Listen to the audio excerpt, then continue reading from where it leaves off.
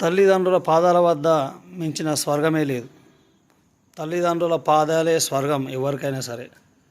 తల్లిదండ్రులను మంచిగా చూసుకుంటే దేవుడు చల్లగా చూస్తాడు.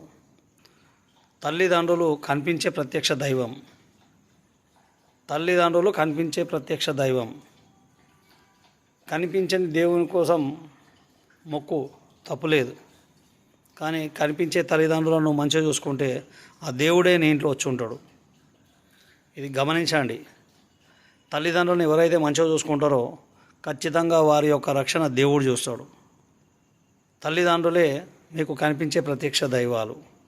మిమ్మల్ని ఎంతో కష్టపడి వాళ్ళు ప్రతిదీ మీ యొక్క భవిష్యత్ గురించి ఆలోచించి వాళ్ళ రక్త మాంసాలు కూడా కష్టపడి మీకోసం ఎంతో వాళ్ళు త్యాగాలు, అంటే వాళ్ళ జీవితంలో సంతోషాలు సుఖాలు అన్నీ వదులుకొని కూడా మీకోసం కష్టపడతారు.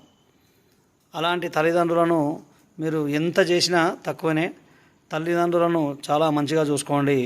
బాబా గారు కూడా ఆయన యొక్క జీవిత చరిత్రలో కొన్ని సందర్భాల్లో తల్లిదండ్రుల యొక్క గొప్పతనం చెప్పడం జరిగింది.